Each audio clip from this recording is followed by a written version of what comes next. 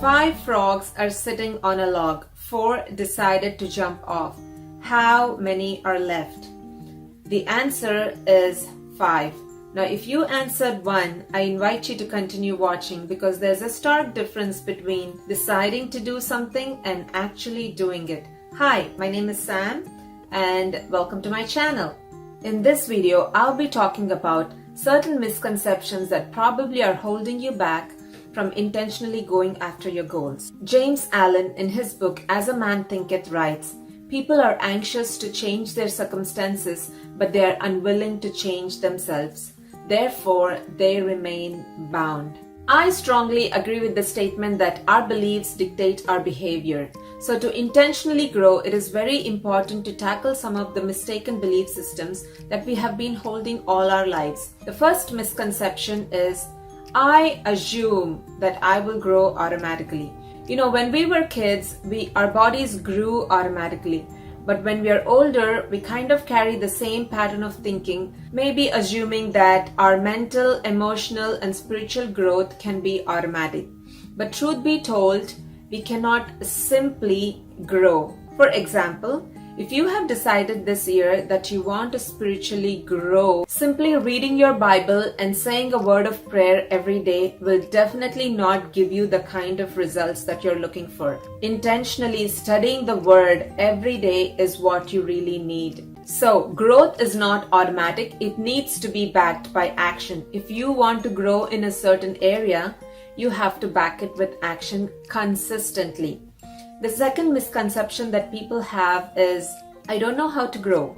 It seems like there is a knowledge gap. I've been in this place for many months and even years. I wanted to grow, but there was no clarity. Clarity produces results. First, you need to know what you want to be intentional about. Which area of your life do you want to grow? Is it spiritual, financial, relationships? Is it in your career, academics? What area are you wanting to focus on?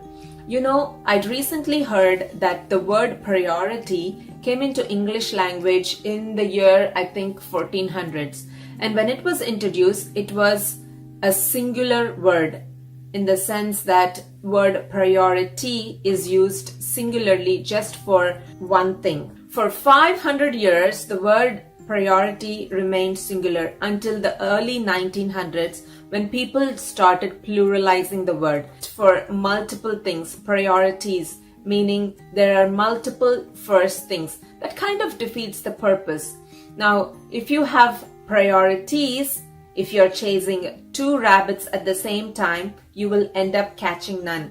So it is important to know what is it that you want to be intentional about. I would recommend that you pick one area of your life to work on at least for a period of 21 days, about 3 weeks. So go after one thing that you want to grow intentionally about. Have clarity. Clarity produces results. Being crystal clear on what you want is the single most ingredient for success. Third misconception is, well, I guess it's not the right time. I'll do it later. Is there a more insidious word in the English language than later, in the sense of I'll do it later? What great accomplishments we will have in this world if everybody did what they intended to do. The fact of the matter is, if you wait too long to do something that you were intending to do, you will eventually lose the motivation to do it. The reality is, you will not get much done if you don't go ahead and do it before you're ready. You might not like this, but nobody got ready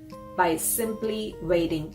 You guys, analysis paralysis is real. The fourth misconception is the fear of making mistakes. To intentionally grow, you need to get over the fear of making mistakes. To be honest, we all deal with fear in one way or the other, and intentional growth can be a messy business, and in the process we could make a bunch of mistakes.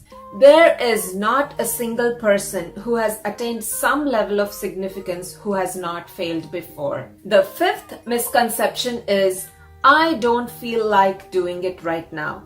The motivation gap. If you are an adult, you know by now that motivation will not strike us like lightning, when we need it. After you start doing something, that is when motivation comes. It's easy for you to keep going and continue. More likely to act yourself into feeling than feel yourself into action. So being aware of the misconceptions, the gaps in our thinking will help us intentionally to close those gaps, to remove those or tackle those misconceptions. Being intentional about your growth can change your life. Thank you for watching. I post a video every single week on intentional living, conquering your fears, and living a victorious life.